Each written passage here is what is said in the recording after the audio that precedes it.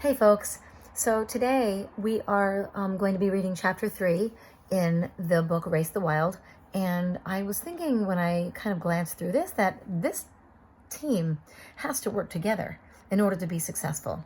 So your assignment for today is going to be to discuss how this team is working together to be successful. So when I'm reading today, I want you to be thinking about that. Chapter 3, The Biggest Snake. Easy.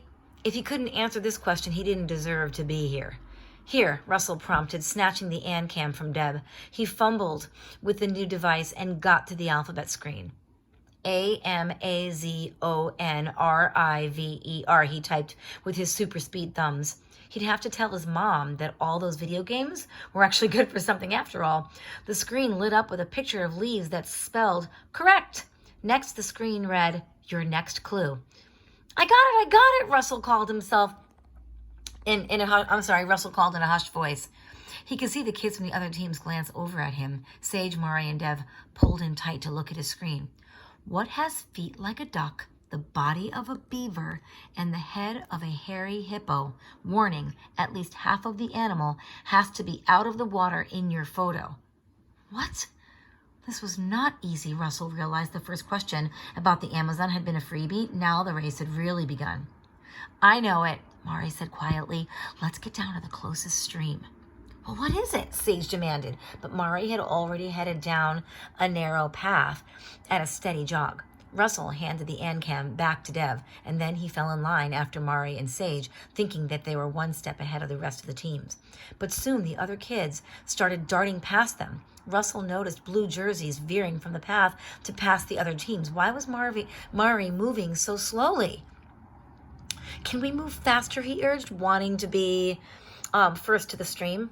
They had already lost the lead. He had earned them with his fast finger work on the ANCAM. Mari, Sage prompted. Steady, the other girl replied, her long braids swaying gracefully with her even pace. From up ahead came the sound of eager splashes in the water, then the thrust of canoes sliding into the stream. Russell had glanced at Dev and rolled his eyes. If Mari knew the answer to the clue, why was she holding them back? Russell was starting to wonder if she knew it at all.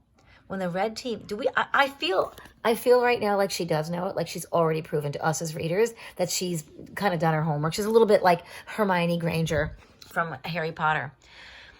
When the red team came to the muddy bank, the other teams were already 30 feet downstream, laughing and yelling at one another. Russell could see Damien slap his paddle in the murky water. Mari sat down on a smooth rock and eased off her running shoes. What are you doing? Russell demanded. Shh. I'm putting on my rubber boots, said Mari. Sage is right. There's nothing worse than soggy feet. But they're getting ahead, Russell pointed out. Dev did not say anything, but he stood next to Russell, his hands on his hips, and Sage busied herself readying a canoe. Mari slipped on one boot. They're also scaring away all the wildlife. They'll never get a picture of a capybara if there aren't any capybaras to be found. Mari pulled on the other boot, stood up, and grabbed a paddle. The capybara! Russell had read about it, but he never would have figured out the clue that quickly. We can go now, Mari said, and maybe we should consider heading upstream, away from the other teams. We can approach more quietly. Yeah, Dev said, endorsing Mari's tactic. And then we have a better shot at getting our shot. Russell allowed himself a second to smile at Dev's joke. When they moved towards the canoes, they realized that Javier, whom they had met the day before, was there, leaning against a paddle. So, we meet again, Team Red. I'll be your chaperone. Russell was happy to see Javier. In the wildlife, all the teams had a guide, but the guide was only there for safety and to reinforce the rules of the game. The contestants could not rely on the guide for hints or directions. Still, it helped, to have someone cool tagging along. And Russell definitely thought Javier was cool. And then they were off, the bows of the boats gliding through the murky green water. Sage had taken the front end of the canoe that Javier had climbed into. Mari was the middle. That had left the other canoe for Dev and Russell. Russell sat in the back because he thought he'd be stronger at paddling. Dev was tall but lanky. The team was silent for a long time. Trees and plants grew to the very edges of the banks. Everything was oversized. Palm fronds as big as kayaks, lily pads the size of kiddie pools. It seemed quiet, but Russell knew that there was life at every level of the trees and in the stream. Do you think there are piranhas under our boat? He wondered out loud. Probably, Sage answered quickly. And then everyone went quiet again.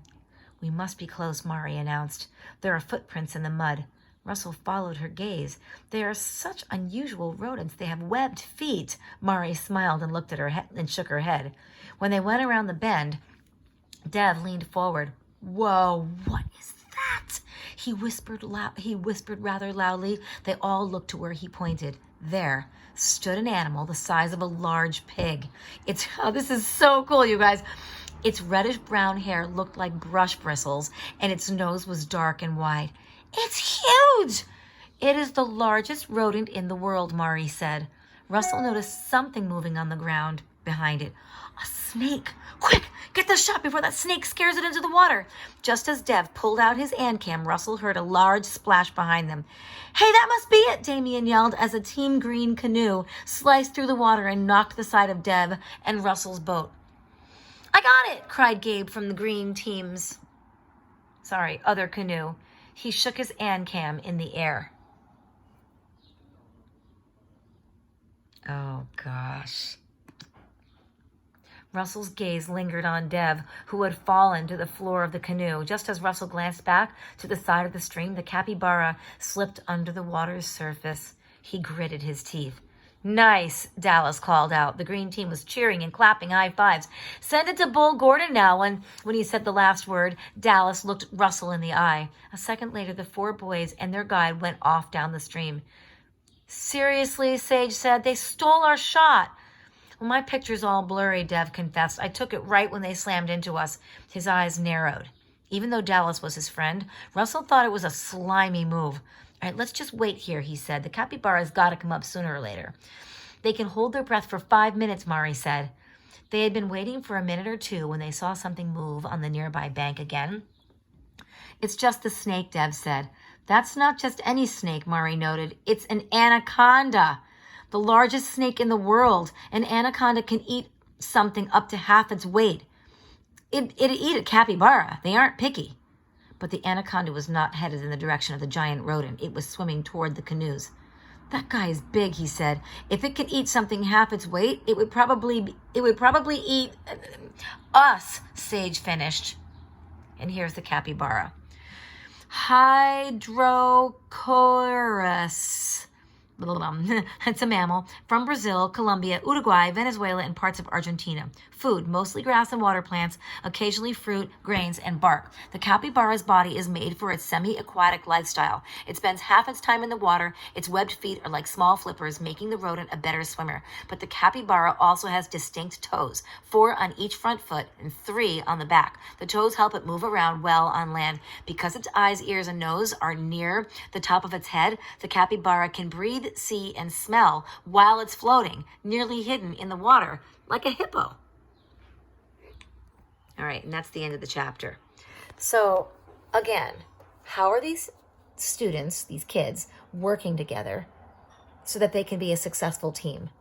It doesn't matter if they're making mistakes or not. So I want you to think about, what is the question? Because the question is going to be written on today's assignment. So what is the question? How are you going to answer it? By restating the question, answering the question, and giving 2 details to support it.